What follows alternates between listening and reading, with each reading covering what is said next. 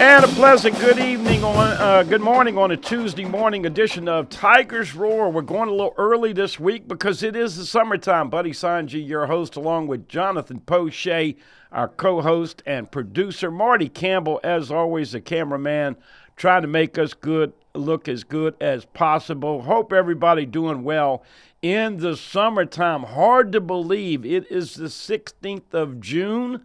And already two SEC teams have gone to Omaha and made their departure. Ole Miss, remember we used to joke about the Rebels, Omaha, Ole Miss ain't here again. Well, Omaha ain't here again because they are headed back home after getting beat two straight, inexplicably by Troy, 12-8. And Alabama got shut out by Oklahoma 9-0. Of course, Texas went out back, had a kid get a cycle, home run, triple, double, and single, 7 RBI as Texas took Alabama out back and put a butt kicking on them, 14-2.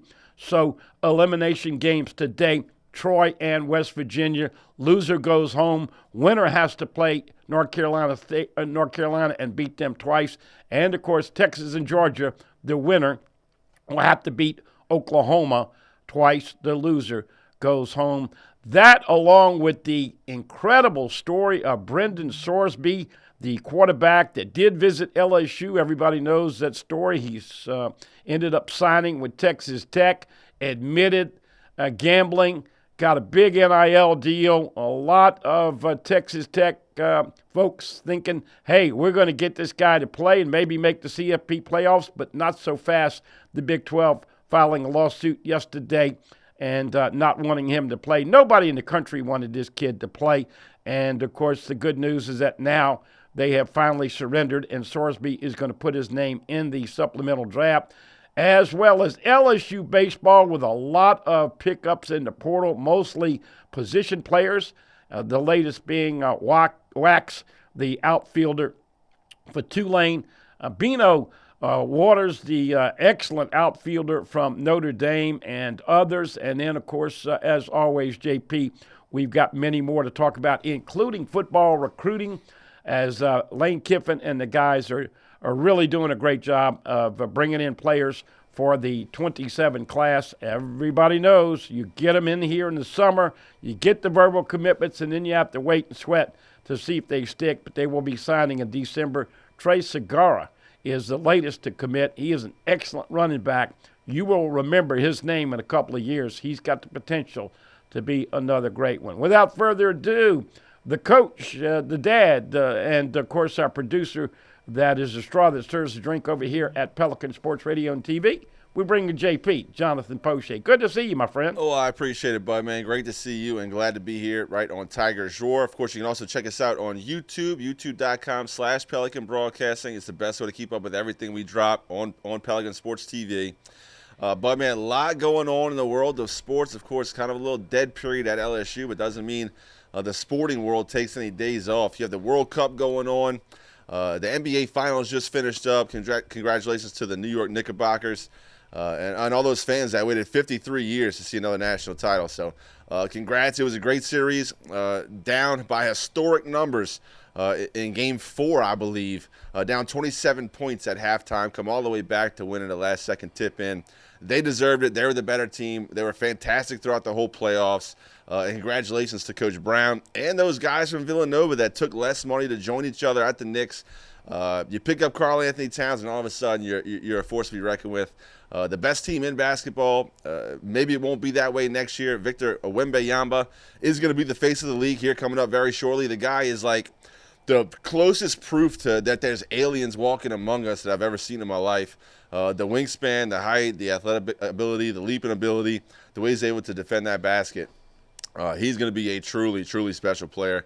So congratulations to the Knicks. You already talked about the College World Series. Great baseball being played over there, of course. Nobody does Omaha like LSU, even when the celebrities try to be like LSU. Pat McAfee goes over to Rocco's, drops a whole bunch of money to get West Virginia on the board by $10,000. They's like upset of how they handled it. Upset about how he wrote him the check. Not everybody's LSU. Other programs, other people try to be like Louisiana State University, but just doesn't work out. And had my son go to the World Cup. Just got back last night. I want to talk a little bit about it later on in this program, both about the USA, but about a very special story that's happening coming out of the World Cup. I want to talk about it. It was the most influential thing on my son. He said it was his favorite part about the trip, so we'll talk about that a little bit later. Also, OTAs for the New Orleans Saints have wrapped up. Coach Kellen Moore, year 2 down there in New Orleans, ramped up offense around that quarterback, Tyler Shough. They believe he's the man, and if Tyler Shough does play well this year, this offense can put up some points. They can be pretty dangerous. And I think an under-talked-about addition this year has been that running back, Travis Etienne. I might be saying it wrong. He says it's Achane now, but I'm not going to try to say it a certain way. I've always learned as Travis Etienne. So, perennial 1,000-yard rusher, Bud, man. You don't know what Camaro's going to do. This guy is going to be the engine that drives the car for the New Orleans Saints. The offensive line looks to be pretty good for the first time in 8 years. And, a lot of momentum moving into this offseason for Coach Kellen Moore going into year 2. Hey, excellent update. Let's get to Wemby and the San Antonio Spurs. Wemby is 7'4", and he is, like JP alluded to, almost a different type of player. Yeah, you've seen Shaq and Wilt and other big guys over 7 foot, but this guy's got a wingspan that's probably 8 feet. But unfortunately, he's got a first-year coach. And as you alluded to in Game 4, they were up 29 points. And all of a sudden, and Barkley went crazy about this, but all of a sudden, JP, they came down and they started shooting threes. Not 1, not 3, not 5, 8 consecutive trips. Yep. They shot a 3-ball. And missed. And Mitch Johnson. Yeah. JP, you know I'm tough on coaches. Yep. Mitch Johnson, what are you doing? Timeout. And you tell Wemby, come here. You're 7'4". They can't guard you. If they do guard you, they're going to foul. Get your butt from behind the arc and get down low. It was ridiculous. They blew that game. He did miss a couple of free throws at the end. And his point guard, Fox, former player at Kentucky, could have dribbled out the game. Instead took a shot, and Brunson stole a pass and hit a free throw. So they got the 1-point victory there.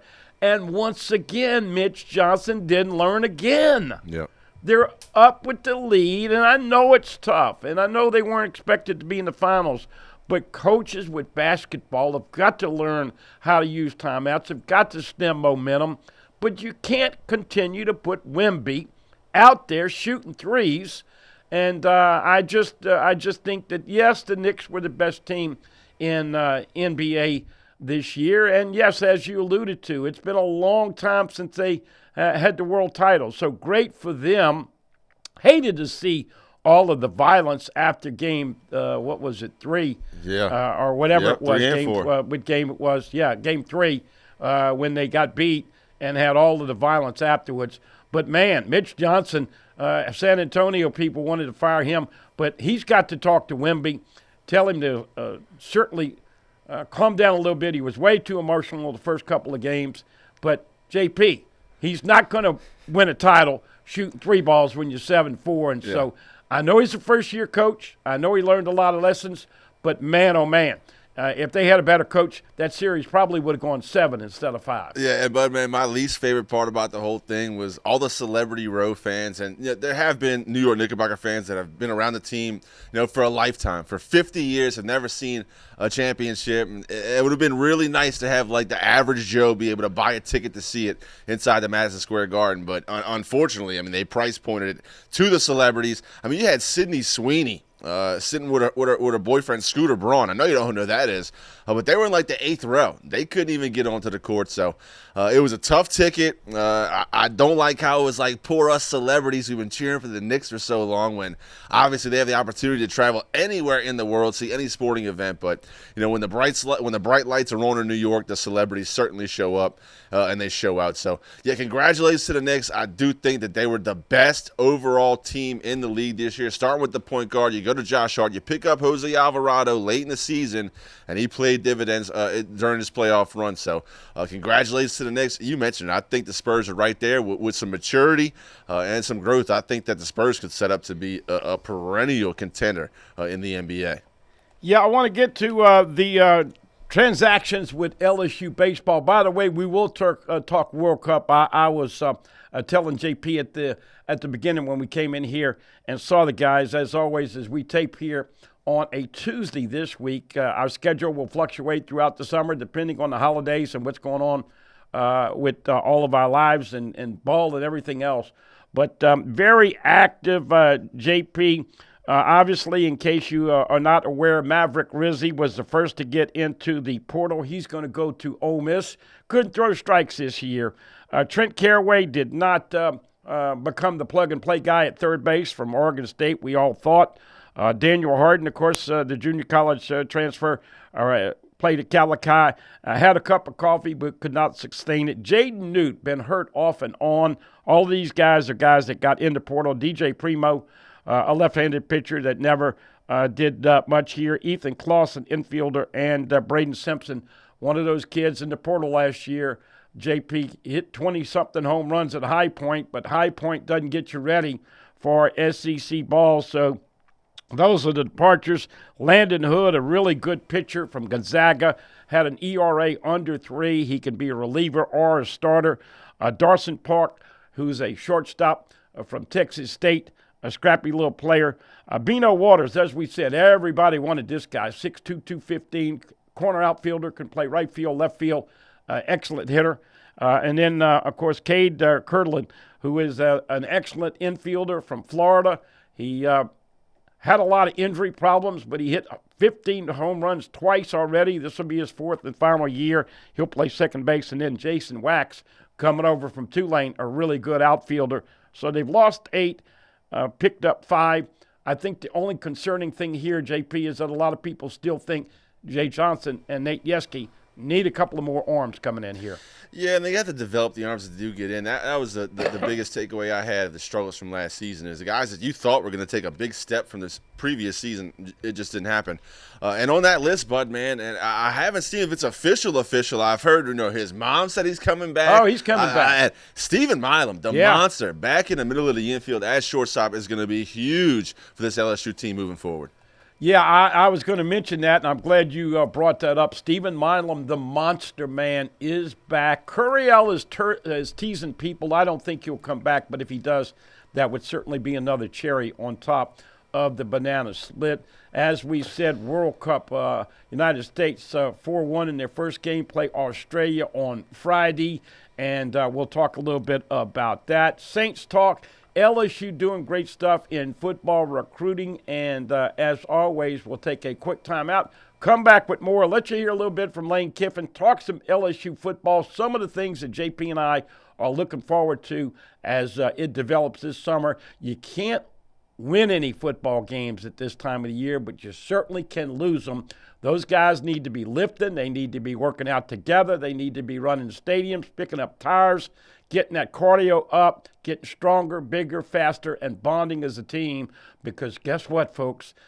Come September 5th, the night of September 5th, when LSU hosts Clemson and LSU's version of Death Valley, you're going to have 60-plus new players and another 15-plus new coaches and analysts, all in Tiger Stadium for the first time in their careers.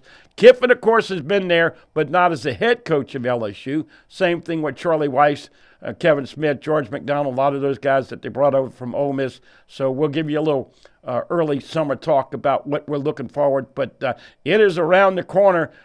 Make sure you enjoy your summer. Stay smart. Represent Louisiana the right way. And as always, we come back on Tigers Roar on a Tuesday edition of Tigers Roar right here with Buddy Sanji, JP, Marty Campbell, right here on Pelican Sports TV. Back right after this.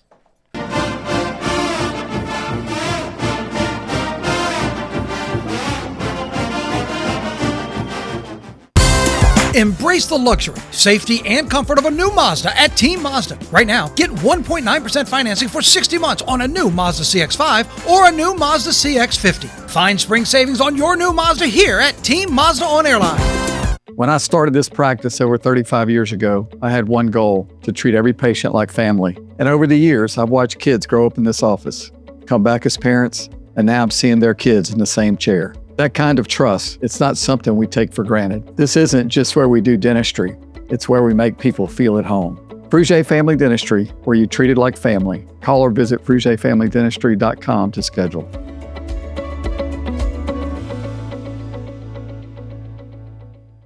Visit Treads & Care Tire Company's new location on Hooper Road in Central. Locally owned for over 50 years, Treads & Care is known for quality automotive repair and top-notch customer service. I'd like to invite you to come out and see us at our new location in Central. You can't smell it, but you can almost taste it. And whether it's for a family get-together or a game day feast, having Manda in the mix always sounds good. For 3 generations, their quality meats and original seasonings have made Manda a Louisiana legend and made their family sausage Louisiana's family sausage. Manda Fine Meats, the flavor says it all.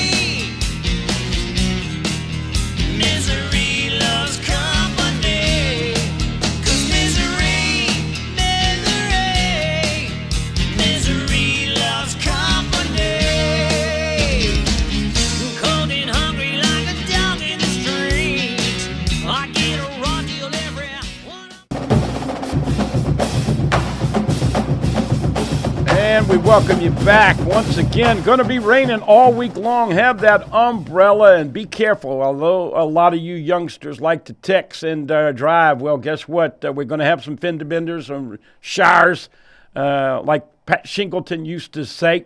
And we'll get into a little summertime football talk. JP, I got to ask you, you're the social media guru here. Kiffin has not tweeted nearly as much as he was there for a while. Give me the scoop and skinny on that. Is it a good thing or a bad thing?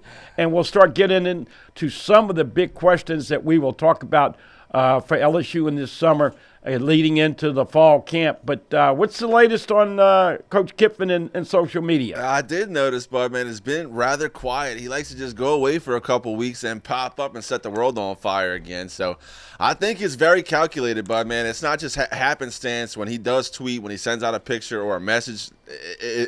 There's always a purpose behind it.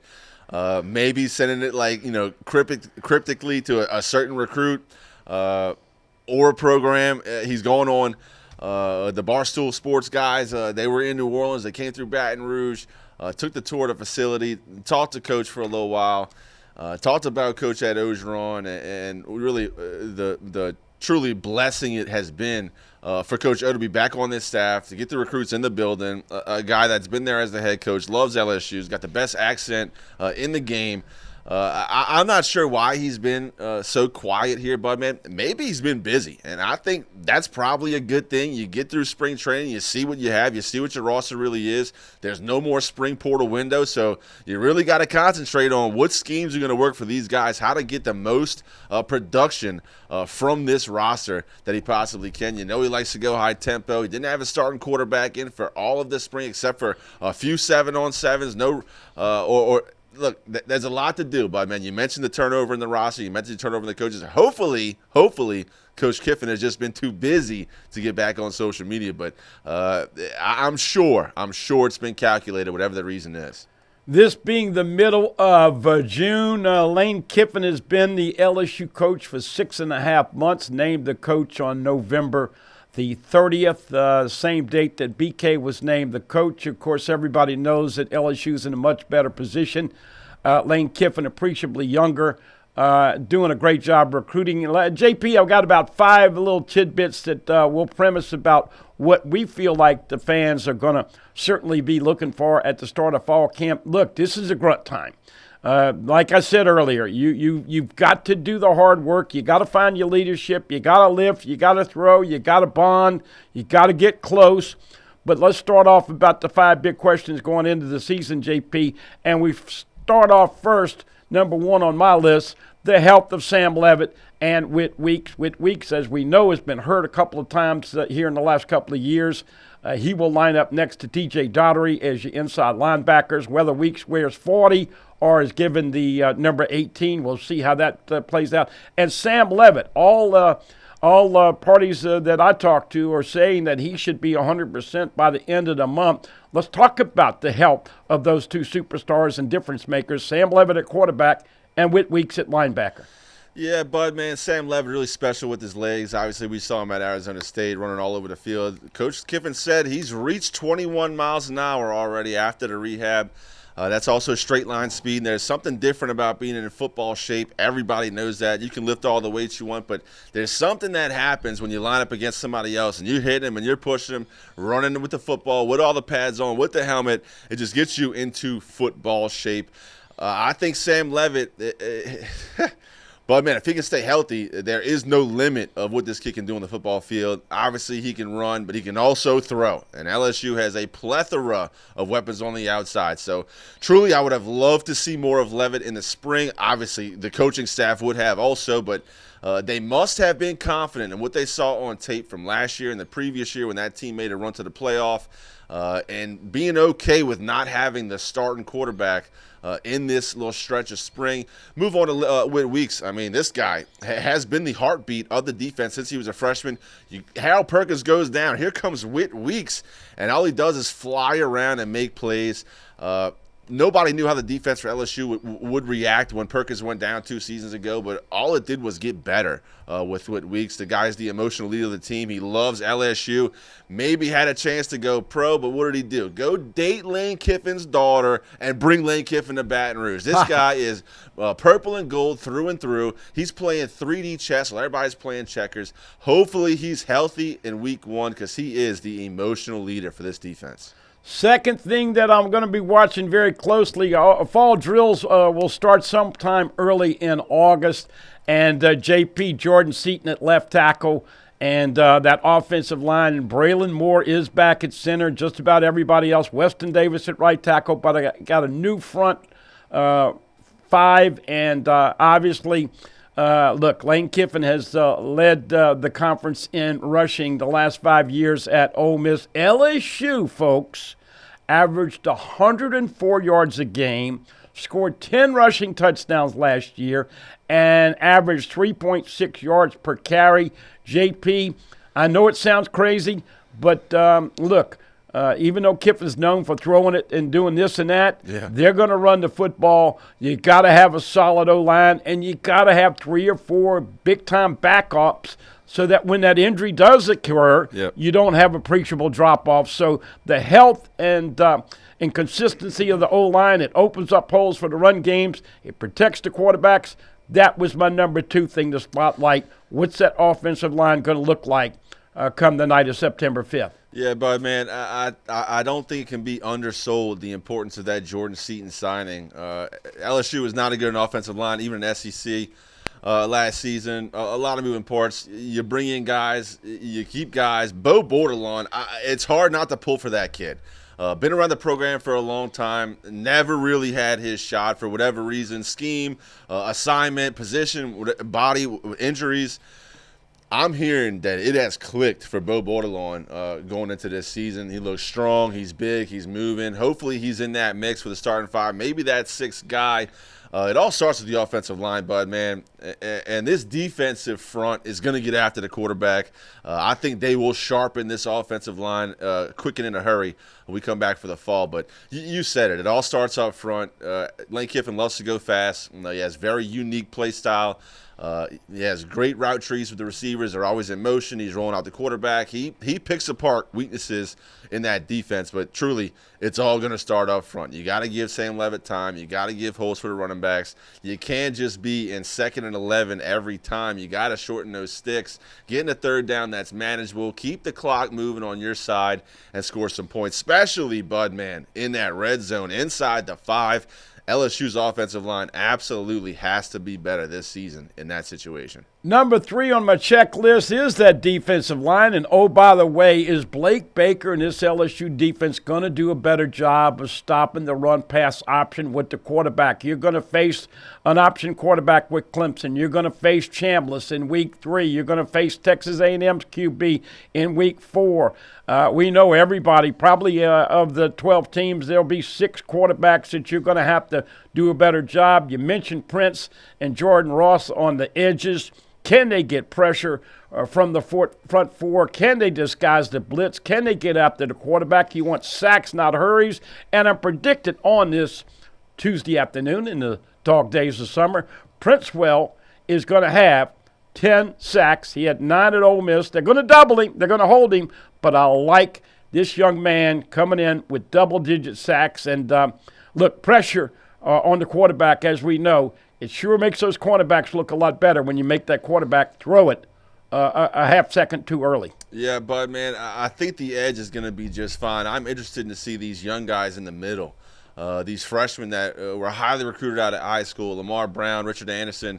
Will they get a chance to play early in their careers with that pressure right up the middle? LSU, look, Patrick Payton, I thought, did a fantastic job last year getting around the edge and getting pressure on the quarterback. Just couldn't get the sack, and that escapability up the middle of the pocket is really what hurt LSU in a lot of situations against mobile quarterbacks. So interested to see who's going to start at D tackle, that 3 technique. Will Blake Baker have that multiple front like we're expecting, blitzing from a lot of different areas? They do have a lot of experience at linebacker this season, Bud, man. So that's going to be a security blanket for Coach Blake Baker to kind of run some stunts up front. So I'm expecting some pressure on the quarterback, and truly, these homegrown defensive tackles. Richard Anderson, I think, is going to be special, Bud, man. I'm excited to watch him. Well, we got to include Deuce Gerald in that group. He's undersized at 6 foot, about 280. Lamar Brown's going to start off on the edge. As you said, Richard Anderson, number 94, is going to be a lot of fun to watch. We get to number 4, and now we're talking about the safeties. And if there's one area of concern, JP, is depth and size and physicality at corner. Don't have Monsieur Delane from last year, DJ Pickett, P.J. Woodland, and others. But not the biggest of corners, and you know that teams are going to see when they pull that 320-pound guard or tackle, P.J. Woodland's going to have to get mighty low to avoid the contact. DJ Pickett, all those guys coming in here. Secondary, Ty Benefield and a bunch of good safeties. And, of course, Deshaun Spears and others playing in the star, replacing Harold Perkins. Once again, secondary, JP. Had a bunch of INTs. You need that. But, as always, I think this, if they can defend the quarterback run-pass option, which has given LSU trouble in the past couple of years, this defense is going to be solid from day one, JP. Yeah, but, man, I agree. It's going to come down to depth at cornerback, in my opinion. Woodland and Pickett, obviously, those players have given you real contribution already in their career. If you pray to the good Lord and you're open for prayer suggestions, I would suggest to remember Ty Benefield in your prayers if you're an LSU football fan. Keep that kid healthy. Oh, because he's going to be special, but, man. I think truly that's the general you need in the back. Obviously, you got Spears at the start, and he can move around and play a bunch of different spots. But that Ty Benefield signing is going to be like the Monsieur Delane of this season. He's going to go first round. He's probably going to go top 13, top 10, depending on the production he can have. But I'm looking forward to seeing that kid, Bud, man. You heard him talk to the media, very well-spoken, an intelligent young man, but put together. That guy absolutely lays the lumber, not afraid to mix it up over the middle, has a big enough body to hit a tight end and jar a ball loose. A.J. Hulsey, but I think more athletic. I think Ty Benefield, the sky is absolutely the limit. Had a great season, a great career before he came to LSU, but now he wants to step onto the brightest stage and show what he can do to the nation. So I'm looking forward to it, Bud, man, and I agree. That cornerback position, depth is going to be very important. Got to keep some guys healthy if LSU was to defend that pass. All right, Tiger fans, you got to get acclimated to this mindset. Lane Kiffin loves to go for it on fourth down. Now, here's the scenario. You've got a new kicker in Scott Starzik. He comes over from Arkansas. He's about 5'9", 175, not a big guy. He did boot a 60-yarder during the spring, and we all got, very excited about that. But he's not the most consistent. He did miss a step 37-yarder and a 42-yarder. And so here's the deal, JP. You're going to come in and you're going to see LSU as they move down the field. You start to get to the 30, the 20 inside the red zone. Kiffin on fourth down. Do you take the field goal? Do you go for it on fourth down? Oh, by the way, I charted the last 3 years at Ole Miss. Lane Kiffin and the Ole Miss on fourth down were over 65% of the time conversion, and they averaged 32 fourth down attempts the last 3 years. So there's going to be 30-plus times this year you Tiger fans are going to see Kiffin and the LSU offense go for it on fourth down. I don't know how you make that determination, go for it or kick the field goal, and I guess a lot of that will be how much confidence he is in Scott Starzik. But listen, it's going to be fun to see what happens inside the red zone, and as we know, that's one of the areas that LSU's got to get better. You got to score touchdowns, not settle for field goals, JP. And truly, Bud, man, I think LSU fans are going to love that about Lane Kiffin. Look, they've been primed by the Mad Hatter. Eat the grass, go forward with the fake field goal. They loved Brian Kelly for a whole offseason because he went for it in overtime against Nick Saban in Alabama. Of course, Mason Taylor catches the two-point conversion, Dayton Daniels. Everybody storms the field. It's the greatest win since 2019. And then, 3 years later, Brian Kelly's fired. But look, LSU fans, I don't think they mind going for it, and unless you don't get the points. Look, Brian Kelly also went for it a bunch of times when the LSU offense couldn't punch it in the red zone, couldn't punch it in within the 5. Settle for 0 points on an opening drive when you're down at the 2-yard line. So, look, it's a catch-22. I think LSU fans are going to love the aggressiveness as long as it works, right? And you mentioned going forward on fourth down. Number 5 for me is going to be special teams. You lose Damian Ramos, you get the new kicker. You lose Xavier Thomas, you lose Barry Brown, you lose Aaron Anderson. Who's going to be your explosive return guy? LSU not short on athletes, but it's just one more question mark in the box, Bud, man. And look, special teams can flip a game so quick. I mean, it's just, there's a lot of magic. They say a lot of magic can happen in that 17 seconds that happens when a punt goes up in the air to when that guy catches it. It's unscripted offense. It can turn a game around, give your team a boost. So I'm curious to see how that special teams group is going to be filled out for Coach Lane Kiffin's group this season. All right, going to give you a little quick recap of Lane Kiffin when they had the SEC meetings. Only about 5 or 6 minutes. We'll come back, take a break, and then get into other topics. Here is Lane Kiffin out at the SEC get-together in Destin a couple of weeks ago.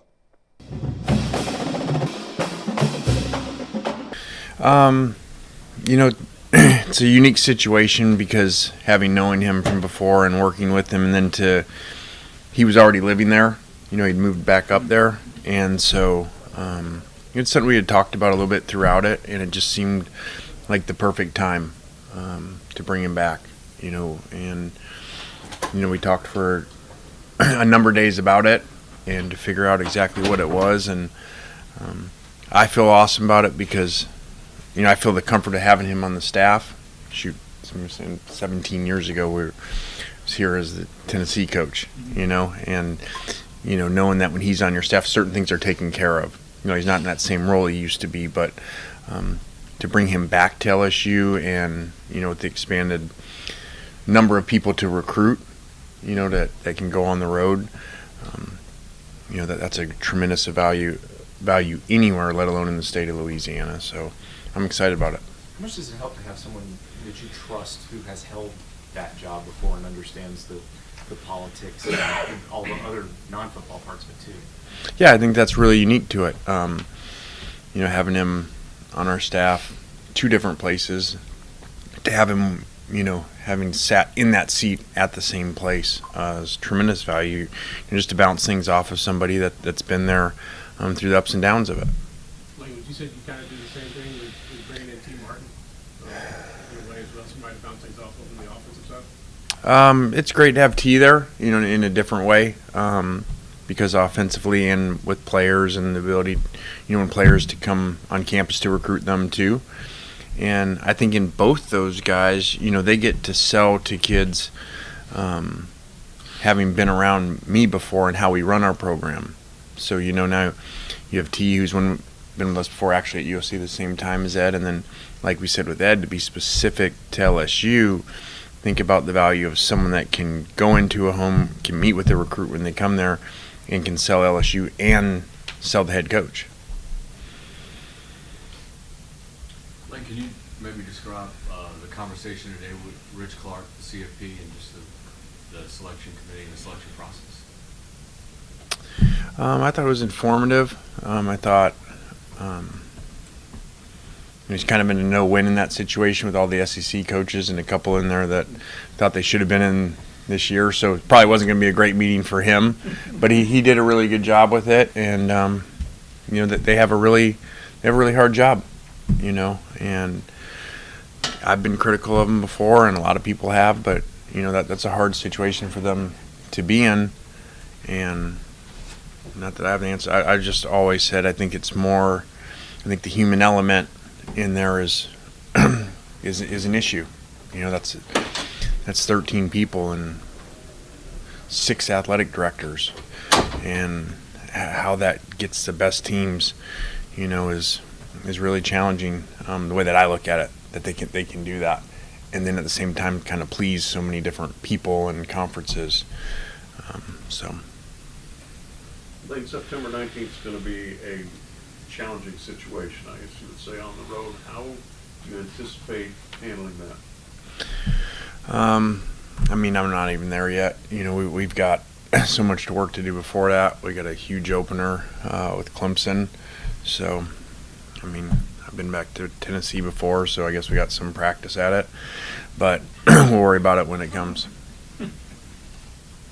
Lane, there was a lot of connections to Florida when they were pursuing you. Family, proximity when growing up a little bit. What ultimately kind of did you like better about it? Why did you not choose to go to Florida? Well, that's a hard question. A lot goes into decisions. They got a great program, and it really was not about that. It really was about LSU and the belief I had in what we could do at LSU and just how it fit and the timing of everything. And so it really wasn't about any other program. It was just specifically about LSU. How challenging was the decision? Your family visited, Layla's father, obviously, relation to the Spurrier, all those things. Yeah, there was a lot that went into it and a lot of conversations and amazing program with great tradition and history. So we just weighed everything out and made a decision. And you're not going to please everybody in decisions. That's impossible as it obviously has played out. But at the end of the day, I went through all kinds of different things of, a number of different options and made this decision for the next chapter. And, I said it the other day to somebody, two things can be right at the same time. They both can be true. You can have had a wonderful experience, and everything you said about those 6 years were, you needed Oxford and Ole Miss more than they needed you. And that can totally be true.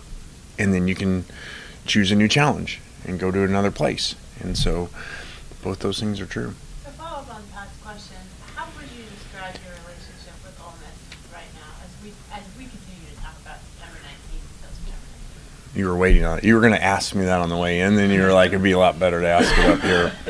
I'm going to stay on the statement that I just said. Both things can be true, and talk about LSU and how awesome these 6 months have been there. And so.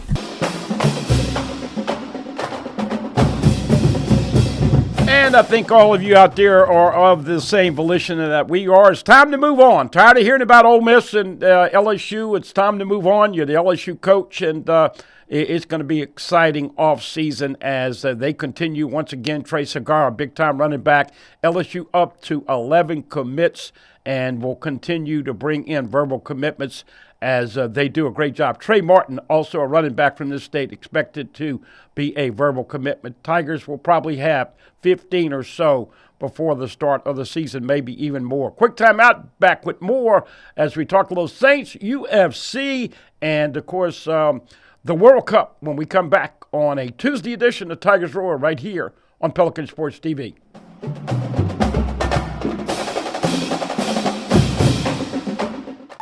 Tremonti's has meat. Tremonti's has seafood. Tremonti's has much more. Tailgating and home gating platters. Huge wine and liquor selection. Beer and all the spices you need. Chairman Reserve and Wagyu meats. Ribeye rolls, shrimp rolls, kebabs. 20 flavors of sausage for the grill. Daily lunch specials and game processing. On-site catering also available. Good meat ain't cheap and cheap meat ain't good. Visit Tremonti's.com. Few things in life are as valuable as family and peace of mind, especially when it comes to your final arrangements, and that's where Lee Serio can help. His prepaid funeral plans make sure your life will be remembered exactly the way you want it to. With Lee Serio, no detail is too large or too small.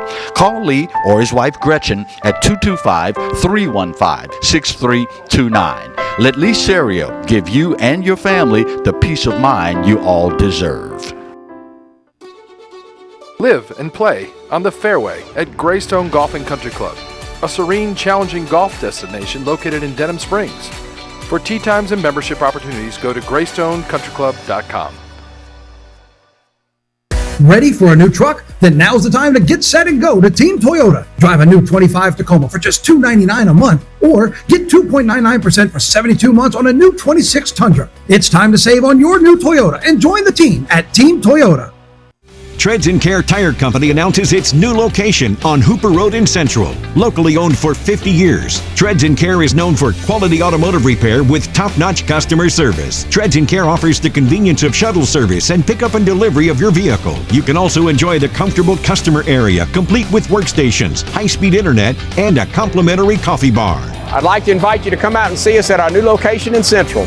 Treads & Care, the tires you need and the service you want.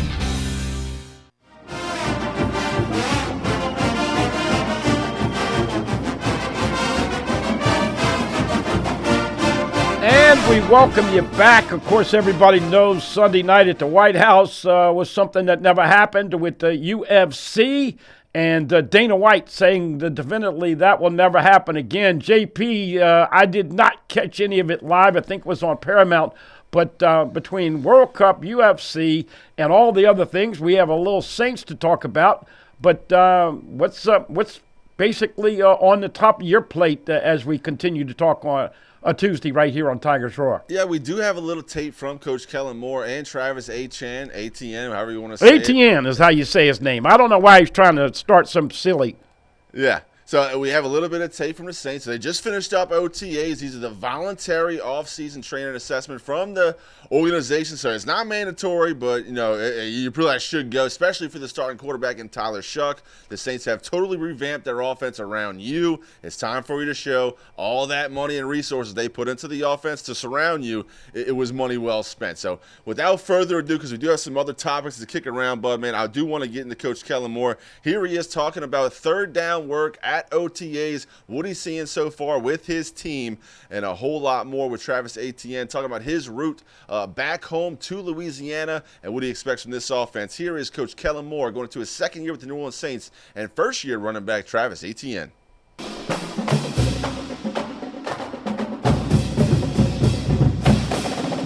All right, guys. Third down day today. We'll be outside, nice and warm, and should be a really fun day. So we've had a good week so far. Had a practice on Monday. Monday we had a little team activity / competition with bow fishing, which was a ton of fun for a lot of guys. For myself, first time going south for a fishing excursion, so that was a lot of fun. And no surprise, Brian Young was the top fisherman, and Oscar Delp had the biggest fish. So those are some highlights. So I'll open up for questions. Is today the last day or tomorrow? For the OTAs? Tomorrow will be the last day of OTAs, and then next weekend will be our veteran minicamp. Kel, what have you kind of learned about this team so far? Competitive, connected. I think those are the two things we've just spent a lot of time on, and these guys have put a ton of work in, and to see the attendance we've had each and every day and the investment these guys have put into it has been awesome. Speaking of Delp, how's he doing? We noticed he was observing last week. Yeah, doing well. Just had a little hamstring thing pop up, the other day in practice, and he's been doing well though. Do you expect him back on the field today? I think he'll do something today at some point. Yeah. Any attendance update? I'm guessing probably no Shep, no Alvin, no CO today, just based off of meetings today. So. We talked to you last week, obviously before practice. Alvin said he talked to you at practice. How would you say that relationship and that situation with Alvin stands right now? Yeah, good. I love Alvin. It was good to see him, and obviously it was a great opportunity to spend a little bit of time with him. Anticipate veteran minicamp seeing him next week, and so it'll be good to see him again. Would you say you expect him to be part of your team this season? Yeah, I think that's how you always prepare. He's on the roster, and we're excited about him, and keep preparing the right way. And I'm excited to get him into the fold with Travis, and I think it'll be a great opportunity. Does his contract still need to be addressed, or anything like through the process? Or? I think that's a fair discussion on the business side for him and Mickey at times, but that's still be taken care of, and our job is to prepare for football. Was he here at all this week, or did he leave after we saw him at the open practice last week? He was not. It was the day that he was here last week. Was it just the one day, or did he stay for? Yeah, he was here for that day. Yeah.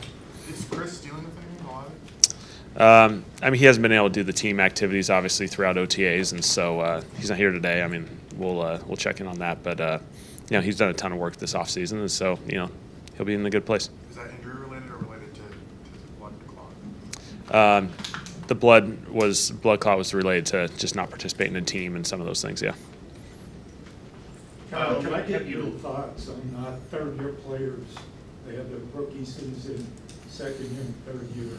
Is that a pretty good gauge for you, after the third year to see, hey, he's pretty good, and you start thinking about maybe second contract?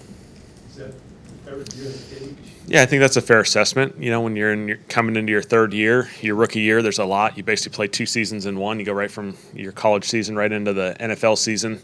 The second year, I think, is always a big jump for these guys, just because it's their first time having a full NFL offseason, and they can kind of find their rhythm and routine. Certainly in that third year, it's kind of you're transitioning to more of a veteran status. You should know the expectations, know the roles, and obviously there's a business component of that. Once you're entering your third year, we all know where these contracts go, and so we got a lot of guys who've earned their opportunity to play early, and they're kind of in a really good spot right now to keep going. Your 2 starting corners from the end of last year, both really young guys, first, second through last year. What did you see from them in that kind of closing stretch that made you kind of comfortable going into it with them still in those roles? Right? I think just the confidence that showed up, and then as a result, the steadiness. I thought our back end just did an excellent job throughout the season as it progressed. You can look at our third down numbers, the way our third downs were handled, the explosive plays. I think those things are credit to the way our back end was playing at a really high level, communicating at a high level. And you just saw the confidence growing. And I think even out here in OTAs, you can see these guys' confidence. I think our guys have a lot of confidence in the scheme, but also what they're doing individually. Just establishing the mid zone, just our bread and butter, just establishing the mid zone. The things we want to do is just getting under center more a lot. I feel like Cohen was a lot under center. I feel like Coach Moore is doing a lot more under center this year. So just from that standpoint, and just I would say the motions, just disguising things on offense. Just presenting to the defense a different look, but kind of running the same plays. Just making the defensive eyes lie to them. So I feel like Coach does a great job at disguising things, scheming guys open. And like I said, he's an offensive-minded coach, so I feel like you love, for an offensive guy, you love that type of person to be able to play for him. How about terminology? Is it similar to what you're used to? Terminology-wise, are you still kind of adapting to that? Nah, the terminology is much different. Yeah. It's much different, but I feel like it's different in a good way. I feel like it's football at the end of the day. I mean, like it's not much you can really change. They change the names to things, but it's still all the same things. And I just been playing for quite some time now, so this is not the first offense I done learned. So just being able to learned different offenses over the past years, I feel like my mental capacity is just much more to where I can withstand and just get in my book a little more. Like, they pay me to do this, so it's like I go home, study my playbook, come here, do what Coach asks, you know. So it's not hard. I just got to apply myself. Being a Louisiana guy, I mean, you know, you talked about how excited you were signing here with the Saints, but now, like, you're actually, you know, able to do it, working out with the team, practicing. Has it kind of settled in more, and what's that been like from, you know, that perspective of being from Louisiana? I mean, I just being from here, man. I feel like it's great. I feel like it hasn't really hit me yet. It probably won't hit me till like the week 3. You know, whenever we get that first home game, I feel like that's my emotions probably just start running high. But definitely whenever I go to my mom's house or I just go back to my hometown, I feel like it hit everybody else. You know, I feel like they kind of see me as a different guy now because I wear that Saints logo, which I'm proud to wear. You know, so I feel like for me it's just being the best player I could be each and every day. Come in here, grind with my brothers, lock in with them, and just build that chemistry so whenever we on that field, you know, we know what each other have. All right, so it's kind of nice, folks. Look, we talk about the 3 football teams that everybody cares about, the Saints in New Orleans and, of course, here in Baton Rouge, the Jags with Southern. New coach Marshall Faulk, wish him the best of luck. Lane Kiffin in year 1 will give you plenty of football throughout. We're going to talk a little bit about the World Cup, but I want to remind everybody that a week from this Saturday, June 27th, there will be a vote. And Breck has not handled this situation with City Park in a forthright way. I'm not going to get into all of the details, but Sasaki is not even going to let the commissioners vote on keeping the golf course intact. Therefore, I'm going to tell you just my opinion, and you can listen to me or not, but I am voting a solid no for the Breck tax. How about this, folks? 10 times 24, 10 years, 24 mil, 240 million. I'm voting a big no for Breck, and they have not done a good job with their parks, their golf courses. LSU golf course has been shut down. Now they want to tamper and mess with City Park golf course. And, of course, so we'll have friends of City Park, Sand Spring, and Peter Davis on the radio show later on in the week on Thursday. But Breck, sorry, a big no from the Budman. JP?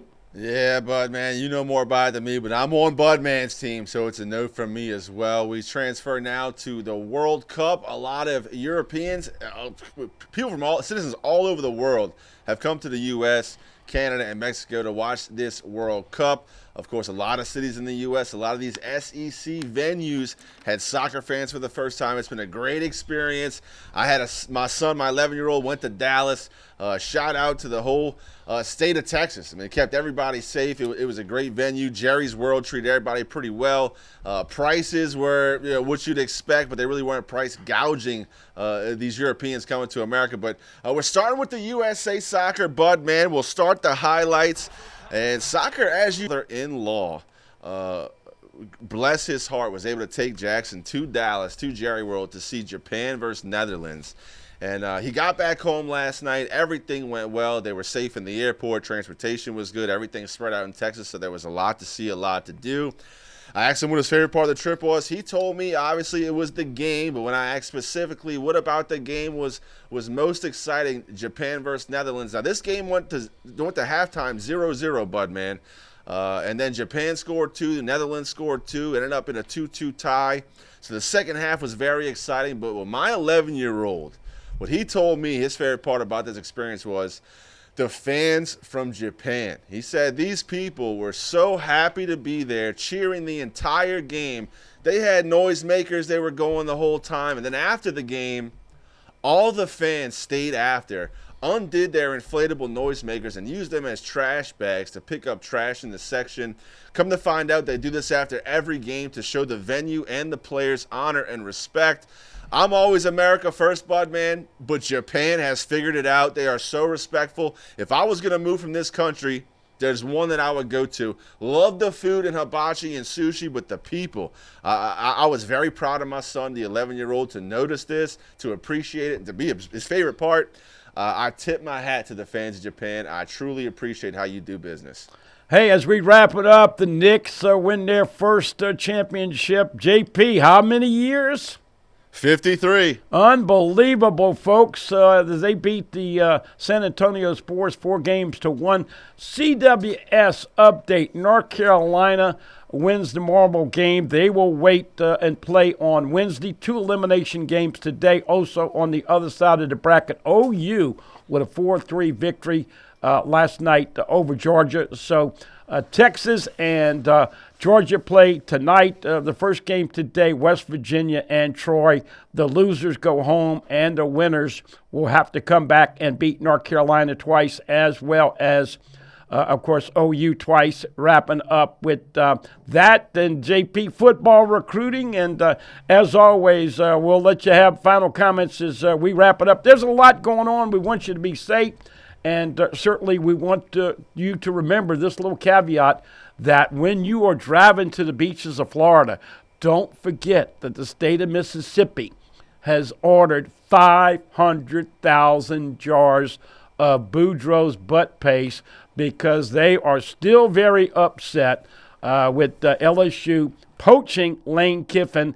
And what an exciting year, folks, for you Tiger fans. You got Lane Kiffin and LSU starting it off in week 1. Game day here at 6:30 on ABC. Week 3, you're going to be at game day at Oxford, as they will have game day with Ole Miss hosting LSU on week 3. Week 4, A&M comes back, and they beat LSU and forced LSU to fire Brian Kelly. And then don't forget a couple of road games with Kentucky and Auburn. And then you come back with this stretch, hosting Alabama, hosting Texas, at Tennessee, at Arkansas. We appreciate all of you. Thanks for being on the ride. See you next time right here on Tigers Roar on Pelican Sports TV.